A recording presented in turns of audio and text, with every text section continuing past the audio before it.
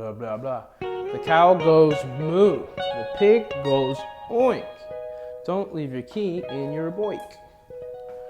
Anyway, that's not good. Hello everyone and good morning. It is officially the Monday before we go to the track. We leave for Florida on Thursday and we still have a ton of work to do. I need to take the entire upper half of this bike apart, all the fairings, gas tank, all that needs to come off to replace the air filter and the fuel sensor, or the fuel sender unit. So the whole top of the bike has to come apart. We gotta remove the mirrors, a couple other things, but we gotta get to turning a wrench, so let's get to it.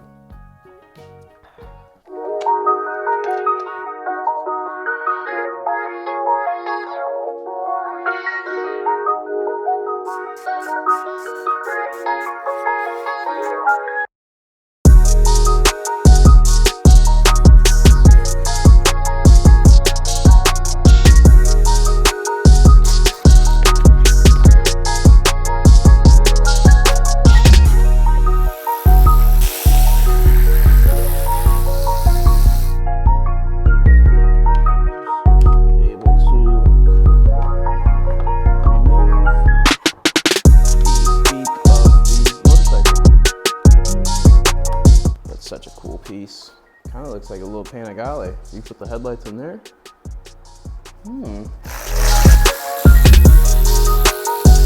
This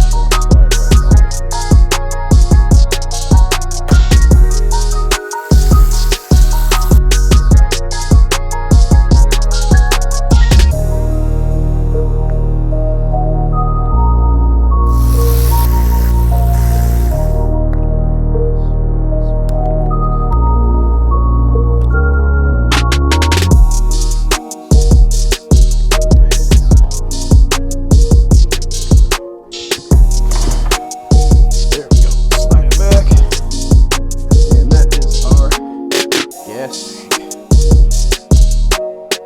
off. Now with all this exposed, we should be good to go and get working on our air filter and check in on that. It might have a better filter than I was going to put in it. I was going to replace it with the OE. And before we put that tank back on, I'm going to clean this because that is absolutely disgusting under there.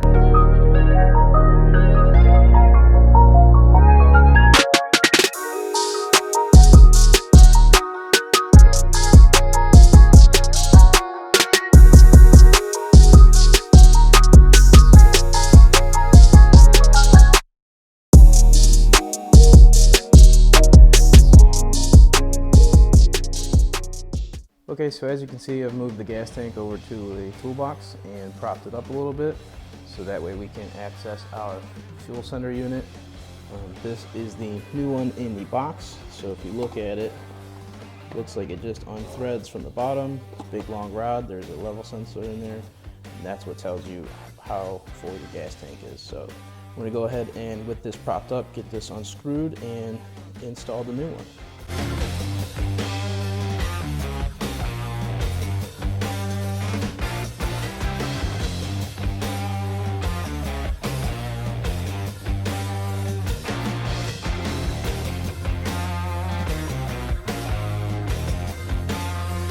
Part number starts at A, and then they've reiterated it all the way to G, and that is how many versions of this fuel sensor they have made. And we have the new fuel sensor installed, and the gas tank is ready to go back on the bike. All right, so we've gotten underneath the gas tank all cleaned up. We've wiped down as much stuff as we can. It looks a lot better. It's definitely not perfect, but significantly better. So now we're going to move on to taking out our air filter. Oh no, look at that. See the smoke fly out of that thing? That's not good. I think it might be time for a new one. Yikes. I was wondering what I smelled. All right, so we have the fire hazard on the ground in case it wants to combust. So we're going to revert back to manual power.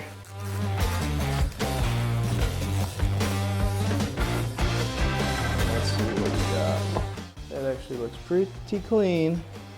Okay guys, so we have the filter out and the inside of the airbox is super clean, so that's a great sign. No leaves or rat's nests in there. That's a great thing. This thing is pretty clean, so I think I'm going to just put this back in and save the OEM filter for a rainy day.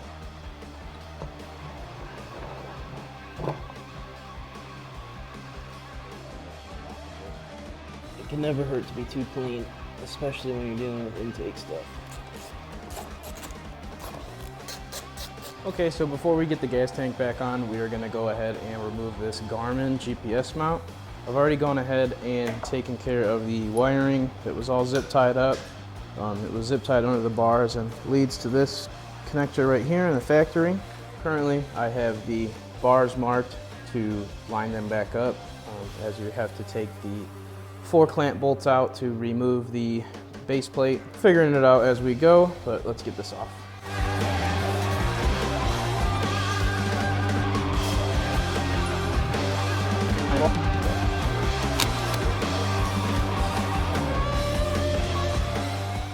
Okay, so we got our Garmin mount off and we are ready to install our quad lock. So to do that, we need to attach our positive and negative to the battery, and then we will run the rest of the wires up and put our USB port somewhere up front here, so we will have a waterproof USB that we can access and charge things while we're on the go. And while we run the wiring for our quad lock, we're also going to install a C-Tech battery tender, route this so it is nice and discreet, and we can go ahead and start using the battery tender. Okay, so we've got our wiring all ran for our battery charger. We ran it through under the rail here, under the plastics, and it is right there. I don't know what this port is, but it's some kind of electrical port. So if you Multistrada people know what this is, let me know.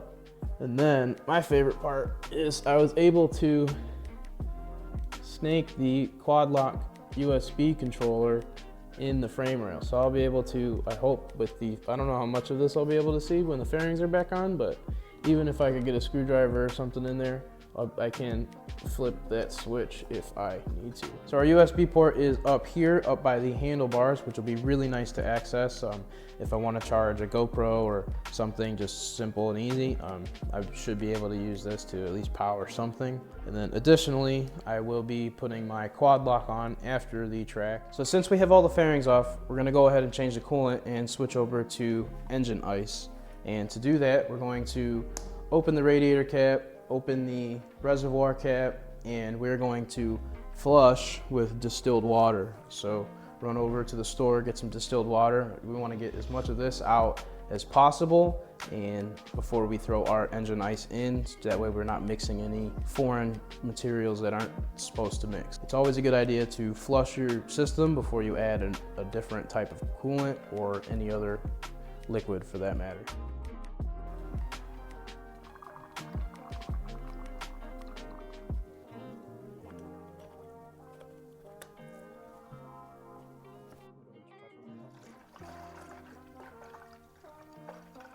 All right, so we got our coolant now topped off to the maximum line and filled up. We pumped the hoses a little bit to get as much air out as we can, and we're gonna go ahead and put our top reservoir cap back on the reservoir. So after all that, there's only one thing left to do, and that's just plug the bike in so it can charge overnight. That's where we're going to end today's video. We got a lot accomplished today. We got the entire upper half of the bike torn apart and all the fairings. We changed the coolant and we added some electrical accessories that will help us down the road and definitely make sure it starts for the track day, which is just in a couple days. So we got to put this bike back together tomorrow and hopefully everything's good to go. It's always a good idea to check through on your used bikes, or even if you're not mechanically inclined, it's okay to take a few things apart and even just clean the gunk off. That can go a really long ways. Don't be afraid to touch your bike, and especially maintain it and clean it on your own. It's really not that scary, and I know you can do it if I can do it too. So thank you for watching today's video, and I will see you in the next one. As always, you can follow me over on Instagram at KingKDPRides. I'm posting all the time over there, so you can stay up to date on what I'm doing. I'll throw a link down below.